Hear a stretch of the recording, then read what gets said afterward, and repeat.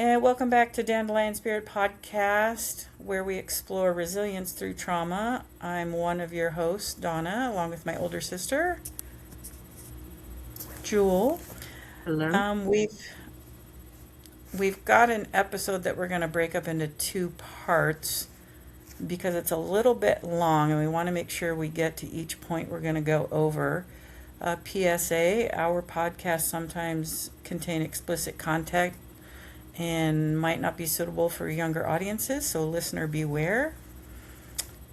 The title of this episode is Traumatic Intelligence, the Rarest Form of Smart.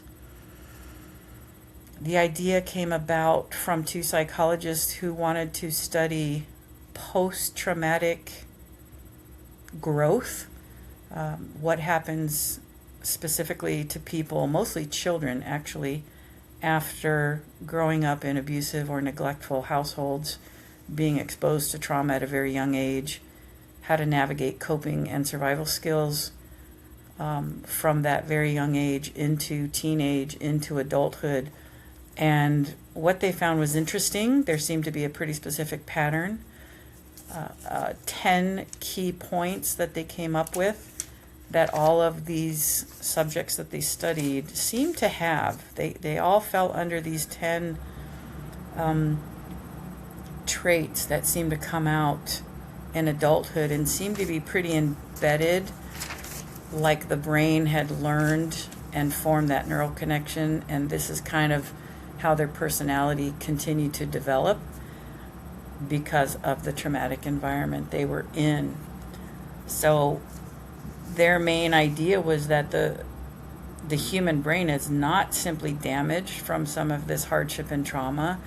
It actually, in a very specific and measurable way is transformed by it.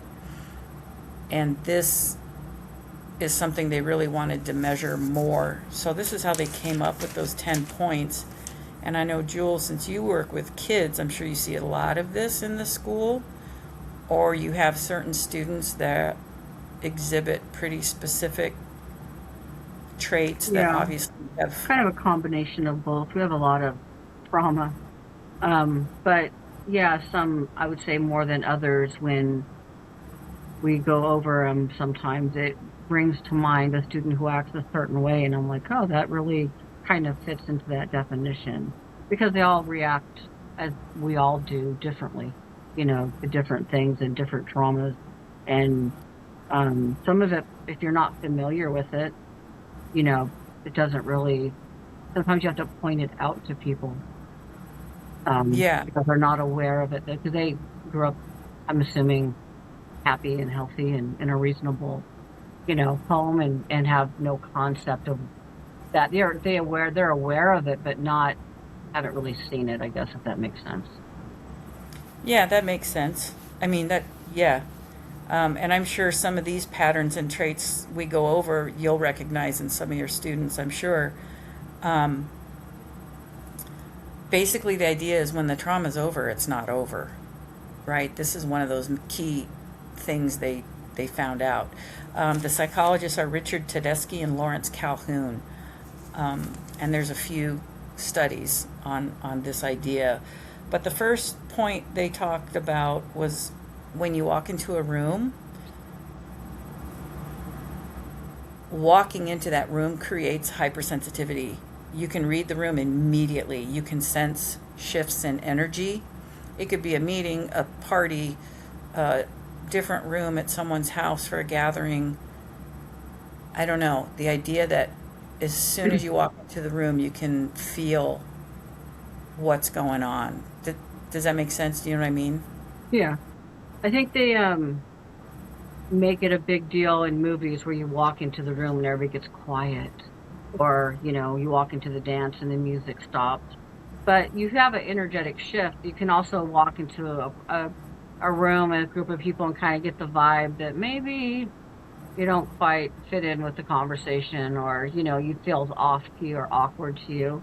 And other times you vibe with people you meet relatively early on and you feel like, oh, these people are fine, but you feel safe, or you feel like they'll be okay.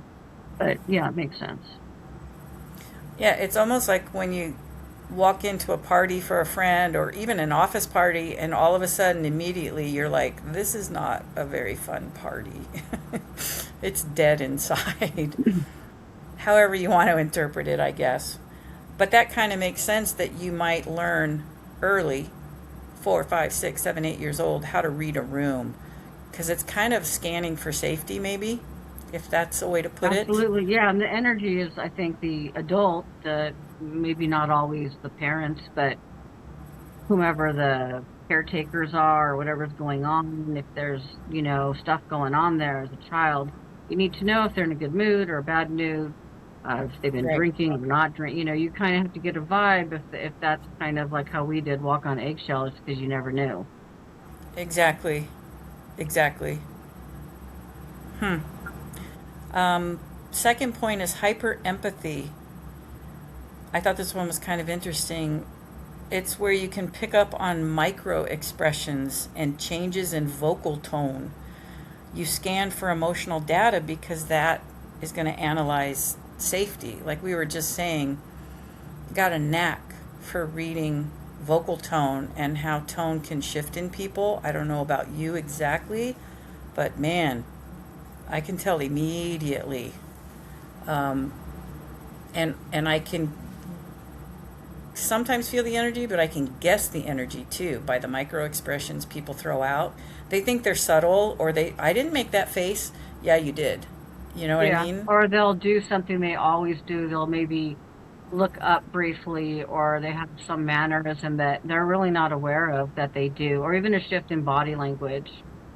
So, sometimes people get defensive. They don't realize their body's shifting in a certain way, which tells me, oh, okay, oof, you know, you're upset, or look like you're going to walk away from me, or, so you have to kind of read small, but sometimes I think many people are not aware of that themselves. True.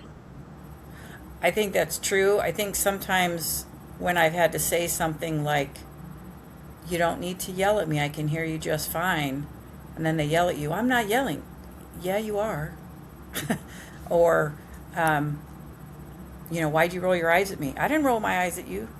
Yeah, yeah, you did actually. You're right. I don't think people, maybe they just think it's okay and that's just a mannerism like you said, or maybe that's just something they do. Kind of But like the if you, disrespect you get from kids nowadays. It wasn't accepted when I was a kid, but it's accepted now.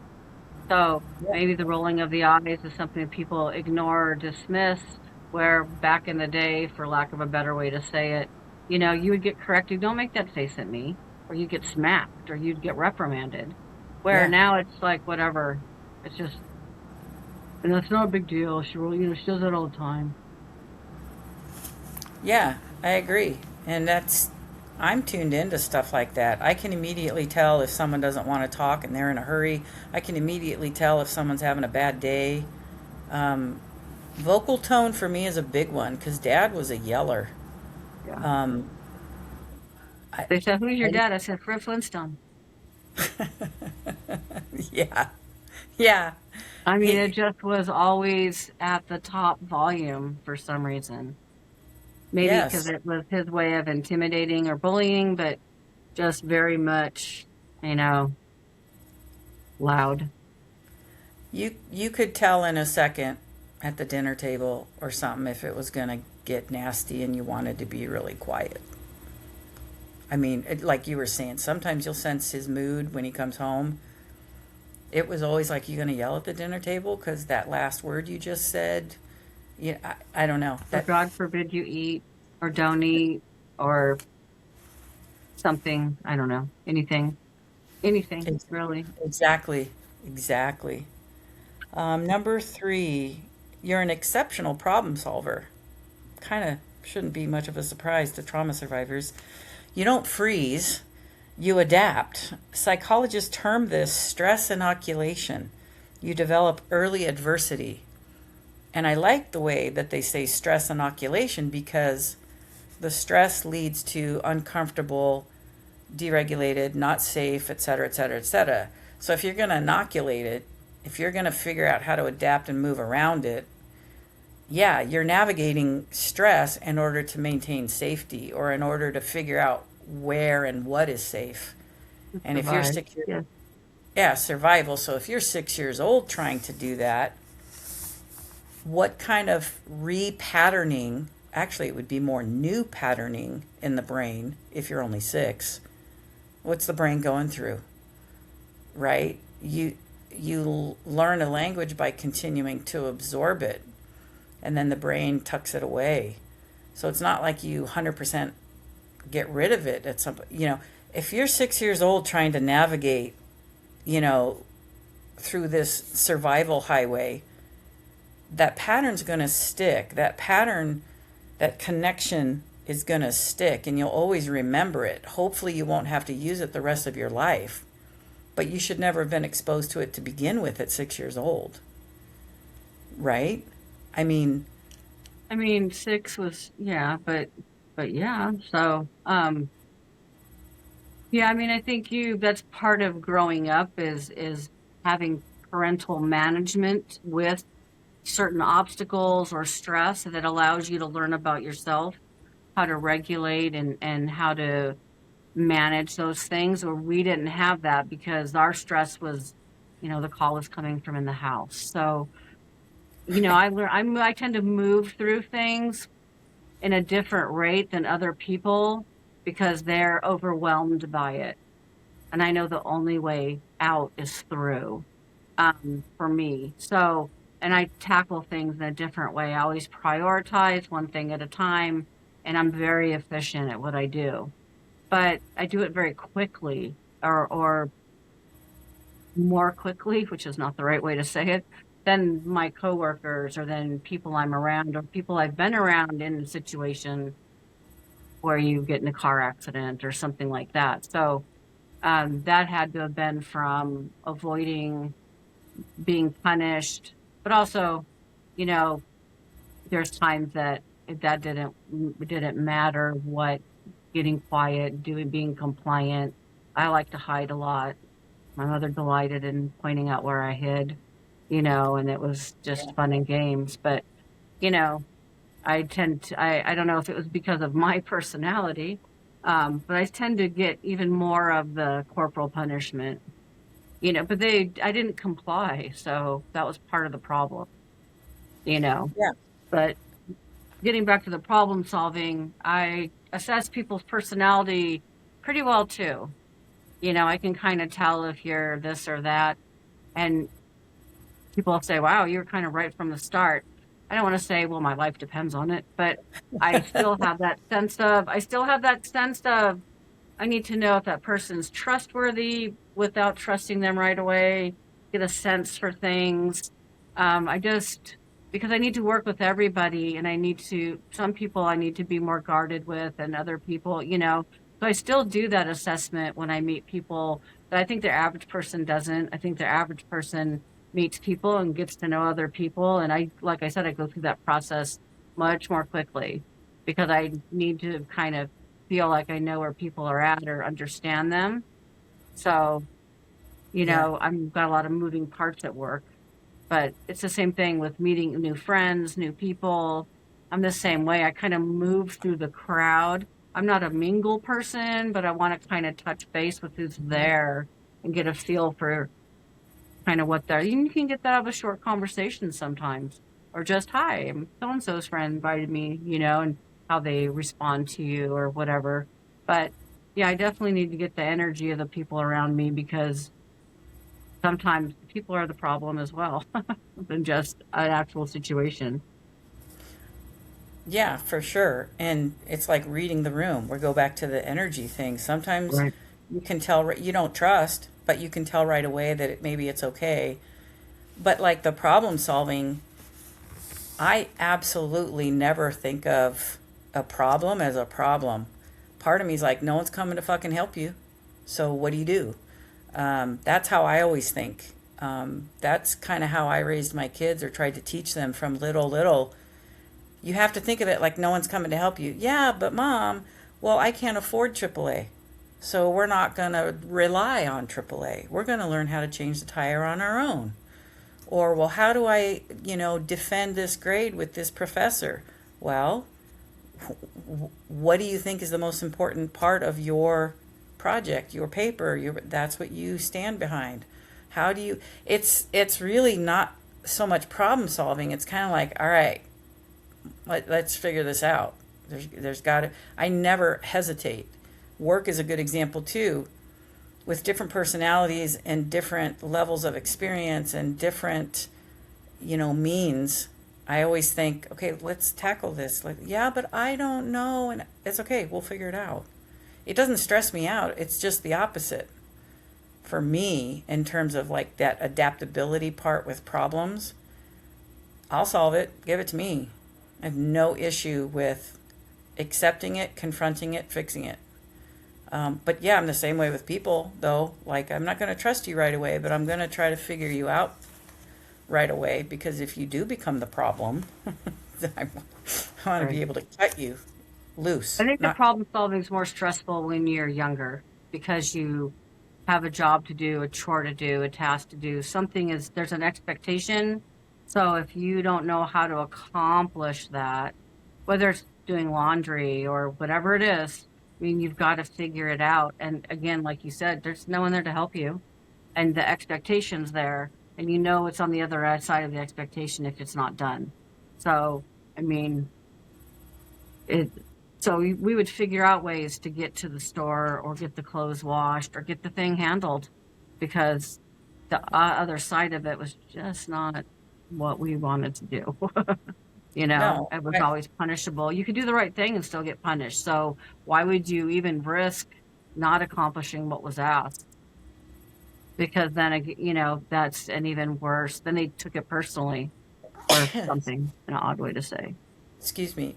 Yeah, and it was always like getting hit twice.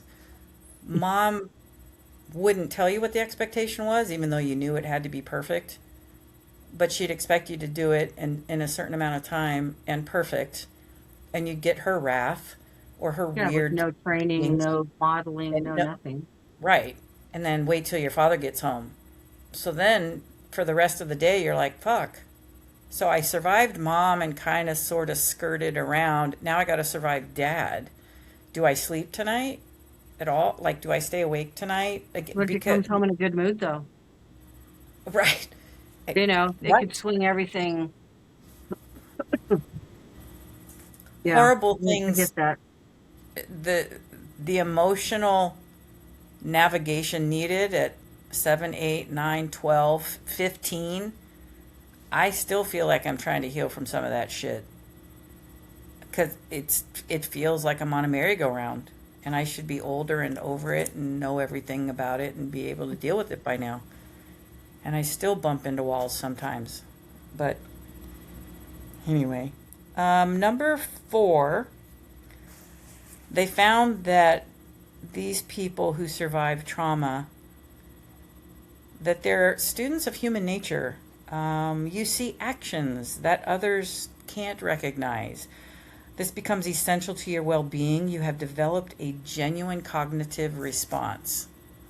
And I just mentioned emotional navigation. Yeah, if something happens to you, fight or flight, the emotional side of it will also kick in. We just don't realize that it plays just as important a role as the fight or flight decision, right? Um, you definitely see things that people don't see. Kind of almost like we were talking about a mannerism somebody might have, and no one else even notices it in that person. But you want to debate them and say, yeah, don't you notice every time he comes in late, he always makes that weird face when he says good morning? No, I never notice. We see everything. Post traumatic growth means that we see everything, I think, because I feel like I do recognize tons of stuff about people and places and things that the average person never even, they're like, what? Like they're totally in dreamland compared to me. I don't know. What about, I mean, maybe you see it with some of your kids. Yeah, I think as adults have little things that they feel have been masked. So if they're angry, they might be calmly filing their nails, but they're angry or something. With kids, they haven't learned that yet. So usually a child manifests, not always, but often, when they're angry, they have the hunched shoulders, their fists are clenched, or, it's kind of easy to read that they're upset. Although some adults do that as well. But adults have learned to kind of mask, I think, some emotions, whether it wasn't acceptable or maybe someone made fun of them. I don't know. But they do little quirky things that are consistent with certain behavior often, and we all do. So once you get to know coworkers or bosses, you pick up on those things. You know, Yes. I had one lady who was like, well, if I go in the office and talk to her, I'm good unless she has a pen in her hand. What do you mean? She has that pen in her hand. It's always about something. And I was like, interesting. But you pick up on those things because you don't want to walk into a situation that you're not prepared for, or you kind of feel, uh, like out of sorts or whatever. You're just kind of blindsided by things. Um, Yeah. The A coworker I have is passive aggressive. oh, yeah. And I noticed it immediately, probably within a day of meeting her and actually being around her, because I'm not always around her. I have a different job. And all the other lifeguards, seven, eight, nine of them, will come up to me like, "Oh, the energy when she's here." I'm like, "Yeah." I'm like, "She's passive aggressive," and they're like, "What?" And I said, "Don't you really? I know you You get the know, vibe off of her and the way she acts, but do you not hear the way she talks as well?" That's what I zoned in on, and to me, that's unacceptable. First of all, she's not my boss, so to come across that way, plus mom was that way, yes. and it's just, She wore the it's, crown. oh my She wore the God. crown. it's it's hard for someone who has such deep-seated opinions and yet can't even really communicate any part of the problem or the situation or the issue or just communication in general. Like mom was a horrible communicator, for example. She never, good, bad, or otherwise, like you said, she wouldn't train you how to iron, but you better fucking do it and it better be right. And you have 2 hours. That's it. And you're like, well, wait a minute. I don't know where to even start. So I she think, was very, yeah, but I think some of that came out of the older generation of women being non-confrontational. It kind of became a way of softening what you're saying without being direct. I mean, I maybe. don't, I'm not sure, but I mean, kids do it because they feel like they've lost power in the dynamic of the conversation. So, okay, I'll do what you ask me to do. I'm not going to like it, or I don't want to do it, or you're a bad whatever. But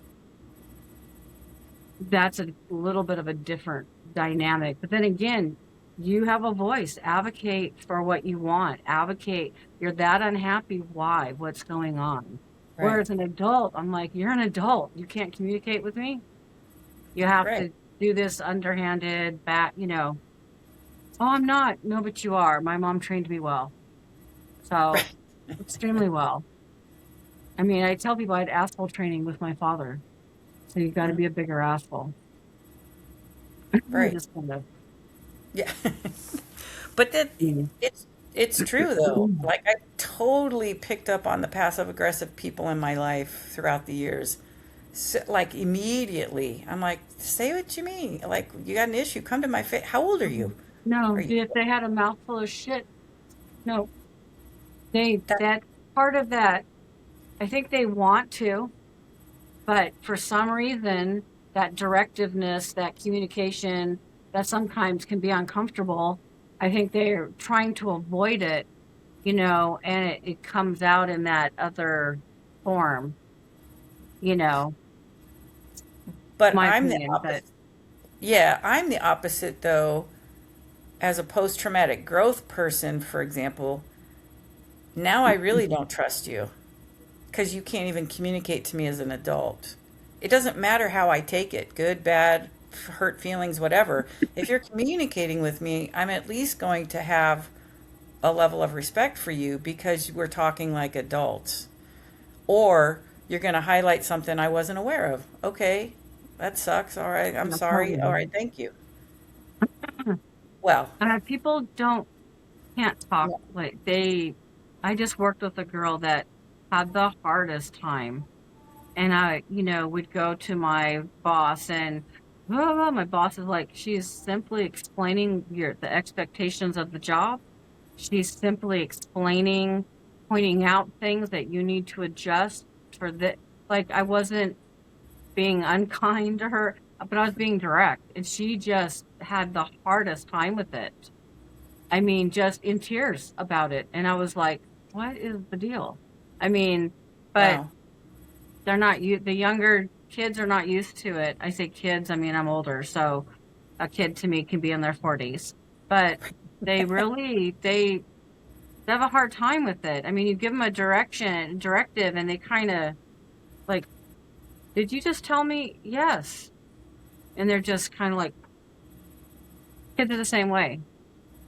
I Yeah. mean, you need to sit down, and they're just like, what? Like, you just tell me to sit down? Yes. But no, you are going to sit down. I need you Yeah. to sit down, calm your body, like, take a breath. But I don't know if they're asked to sit down or however it works, but Well, it's it's kind in of their it's similar to me in the pharmacy. I'm the senior tech. New people come in 4 or 5 months ago. I don't raise my voice. I don't belittle them. I don't tell them it's a mistake. I try to teach them things that eventually can become serious problems. You're dealing with people's health, you're dealing with their lives. So there is a policy and a reason we do things a certain way. And that, God, you nagging, you nagging. No, when I can come into work and find out that you actually did it correctly for 2 or 3 days in a row, I'll leave you alone. But you don't know everything, so I'm going to tell you. If you don't like me confronting you and you always take offense, that's on you. I'm not, like you said, for this other coworker, you're just explaining expectations and the it's roles and constructive criticism.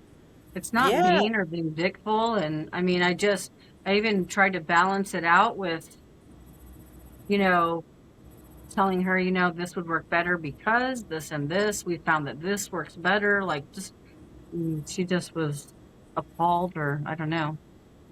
Very I interesting. yeah, and I would say this in the pharmacy it goes to 3 or 4 of the new people. They are all kind of responding the same. I said, "You guys need to calm down. You've never seen me mad. You don't want to see me mad. I can do all of your jobs by myself in an 8-hour shift. So I don't want to hear these really weird excuses." And I did have my pharmacist confirm and speak up with me, for me and things like that. But the initial, you're yelling at me. Do you not understand how you're acting or failing at No, the that expectation? they don't get yelled at, being yelled at to them. If you're talking about a younger kid, from my experience working in school, yelling at them is basically telling them what they're doing is incorrect. Either they have to accept responsibility for something, change what they're doing. That's yelling at them. Yeah. It's not perceived from when we think someone's yelling at us, it's your mom picking, "Hey, I'm gonna beat your," like, that's what we think of in our heads. But to these kids, it's any criticism, any direction into what they're doing is yelling. They always tell me, why are you yelling at me?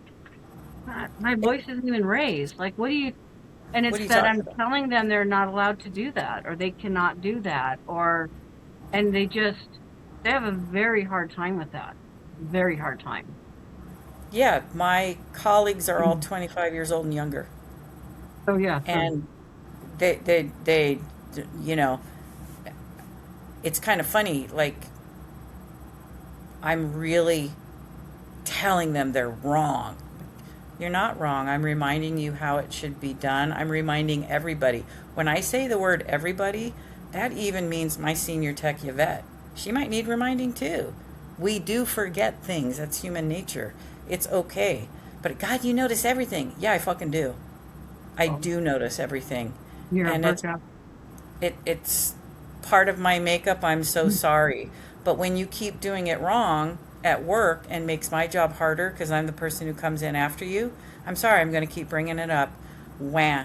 And so some of them have started to kind of get it. And the one girl, I call her Donna 2.0 because she'll say things that sound just exactly like me now.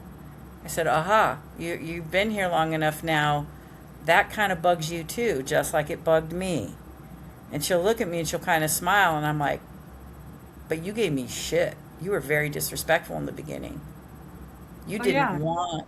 because they have to learn for themselves. You're right. Instead of thinking this person has experience, they're older, whatever.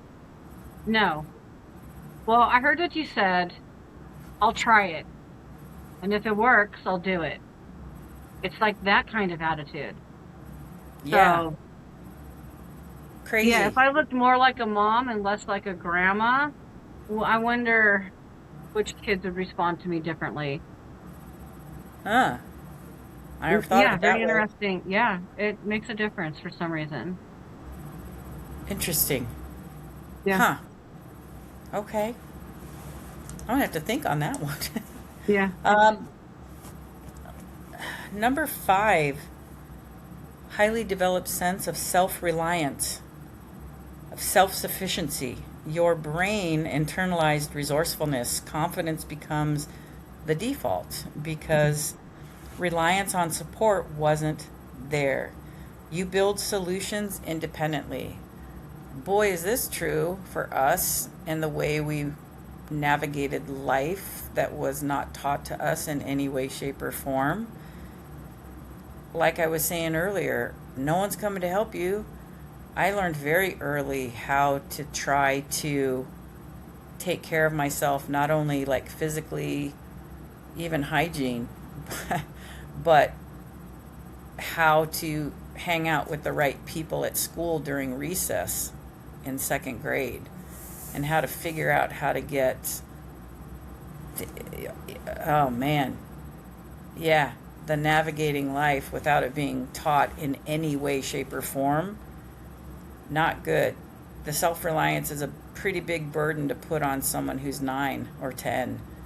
Um, yeah, and I would say we were put in situations because of their extracurricular activities, so to speak, where we were pushed into other households at times and around other families. And that's when I kind of would try to observe and kind of glean what was going on. As I got older, I realized, oh, not everybody's parents are like this.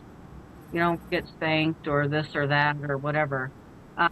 That being just part of it. But so as we go to other places, you're kind of shoved in with a group of kids that you're normally not allowed to really socialize with. We had this funny, I call it sequestering, really, of our house at times. But you can begin to realize how much you're missing out on by not being allowed to watch TV, by not being allowed to kind of participate. And I mean, they did let me do dances and things, but I mean, everything was so very controlled, and we just weren't allowed to be kids. So yeah, I think that self-reliance came about from just I know I'm on my own and we're going to move eventually too. And then if I want to get something, go somewhere, I got to figure out the bus myself. I got to figure out where the library is myself. I have to figure out because the parents were not involved, participating. They, yeah, you can go to the library. Where is it? Well, that's not my problem. You can't find where the library, I'm sorry. Okay. So, by second, third grade, I could find a library wherever we lived, figure out the bus usually. yeah, Back then it was like, 25 cents to ride the bus or so. I don't even know what it was, coins, but, so that self-reliance for us was just kind of because we had to, and where you think of self-reliance more of a younger kid that at 18 or 19 trying to get that shitty apartment and working that job and trying to be self-reliant. But for us, it was, something that we had to figure out. And, confidence came from some of that because we knew we could do it. in a sense, Right. you know, if that makes sense. Yeah, it's like the way I travel. I'm not afraid to travel at all. People freak out, literally, that, like, I'll just read the underground, I'll read the tubes in London and know my way around. Just read the map. Or I'll get lost in Rome on purpose when I visited the first time. Oh my God, no. This is how 15 years old, I have to take the bus to school. We live just far enough away, it's really not walkable, and there's no sidewalk anyway or anything to get there. Where's the bus stop, Mom? I don't fucking know. You should know. No, the school calls you, they don't call me. Where's the bus stop? And Steve, our brother would laugh because he'd get rides with friends sometimes. Well, fuck you, I got to take the bus. I took the bus till I was a senior in high school. I didn't have a choice. I had to figure it out. I mean, that may sound kind of stupid almost, and everyone gets a ride nowadays. But back then, if you had to get the bus to go to school, where the hell's the bus stop? Because I guarantee you, if you happen to be a separate neighborhood from your friend, there's one stop. There's not two or three. I got to get to school. School is life for me. That's the only way to get out of the house and try to do something. I don't, the last thing I want to do is miss school and have to try to stay home or lie oh my God, but yeah, like you said, you kind of figure it out and then you end up feeling pretty confident, like, oh, okay, I know how to do that. Or I know how to get from A to B. Or like you said, I know where the library is. I figured it out, So you it's, don't panic at certain situations that I think other kids would panic at, or other sometimes adults would panic at. You kind of just sit back for a minute and go, okay, what's the situation? And then you just start working it out. Most people are just crying and freaking out and like, okay, that doesn't help you. but right. If the house is burning down and the door's locked and you can't get out, screaming doesn't make the house stop burning down. Like Right. it it's almost like growing up in the decade of the serial killer. Kind of surprised none of us were snatched up or what, because I remember walking different ways home. Oh, You we know, used to hitchhike. Do you remember? So I hitchhiked from Ohio to California and back. And then there was a friend, I don't know, back in the day. Um, we did big stretches, but one of those girls, um, he ended up going up north, but she ended up being a victim of that. And that was 74, 75, maybe 76, around in that area, maybe that time frame. I was like yeah, junior high, freshman year, because Ohio was junior, one of those years. Anyway, but yeah, yeah, back then it wasn't even, you just hitchhiked. I don't know. It wasn't really just something everything did, which seems odd now. And you yeah, don't really see hitchhikers anymore. On occasion, you see people broke down trying to get assistance, but back then I need to go from here to here. It's 20 miles, man. Well, let's hitchhike, and people would pick you up and you'd go where you needed to go or whatever. But yeah, now it's just a little too crazy. yeah. But like even things like, okay, I'm with my brother because I'm not really allowed to go hang out anywhere or whatever in the neighborhood and go over to whoever's house unless I'm with my brother. Well, if he ditches me, I can't panic. I still have to figure out the way back home because I don't want to get in trouble for being home late. Crap like that too. Right. Or grabbing a ride from a friend of a friend from the mall just so you're not home late. Well, I don't know him. Anything could happen on the way home with this person who I don't really know. You, but you're willing to take the chance instead of get Yeah, home because late. being home late that was a whole nother thing. It's Yeah, it was crazy. I mean, I remember carrying change in my pocket constant. I remember begging friends, "Do you have a dime? Do you have a dime? Why? Why? I can't find my dime. I got to be able to call home if Yeah, some make sure they know. because if they didn't know, oh my God." For those of you who don't know, you needed a dime to use a payphone, And they were unless you were everywhere. they were everywhere unless you were really, you know, gregarious kind of kid and could walk into any store and say, "Excuse me, it's an emergency. May I borrow your telephone to phone my parents so I don't die?" Um, yeah, telephones were everywhere. You carried that dime. Well, our brother would carry a dime. He knew. Don't Yeah, let him little lie to kids you. don't understand that concept at all. I tried to explain that those things weren't invented yet. And the microwave is the big one. They just like, no microwave? Um, so there were Yeah, no cell phones. My phone, you call it and they're just like, what did you do? I'm like, we played. And that's a whole nother, you know, black and white TV. What? How poor were you? No, they didn't have color TV. they It did came out in right. black and white first. They're like, what? They're like, this lady's crazy. How But old are you? they blows their mind that these things that they have, technology and whatever, you know, and we're seeing now it's not such a great thing. But yeah, it just blows their mind, these conveniences that they have. No, none of that going on. Weren't Well, it even was. seatbelts when I was a kid. I remember. I'm pretty sure it was you. I think. I remember the first time I ever saw someone put their hand on the TV. I'm pretty sure it was you. And I was like, "What are you doing?" I'm like, just checking if it's too warm when Dad gets home. And that's all. That's all there was to the conversation. I'm pretty sure it was you. I don't Yeah, think it was it me. I was. used to check because Steve would watch it, and if it was warm when they got home, all of us got. I got it because I was in charge, even though we're supposed to be in bed asleep or whatever the deal or whatever we were doing. We weren't allowed to watch whatever, and then I had to make sure he turned the channel back to where it was. So he would turn the channel, and then I would have to make sure the channel because if he turned that TV on and it was on a different Yeah. channel, he knew immediately. So we tried to sneak that what hour, 2 hour, depending on what was going on, shopping or whatever they were doing, and then you turn it off. So because it would warm up, you know. Yeah. I remember doing that even through high school. Like, why am I training myself to check the TV? But he would still be that way sometimes in high school. I'm like, Jesus Christ, can't watch the fucking MTV. Right? But Well, we then we couldn't ended up, listen to the music we wanted to listen to. I mean, if they would have known I had tapes of, I mean, Zeppelin and all, I mean, that mom would have had a heart attack and died.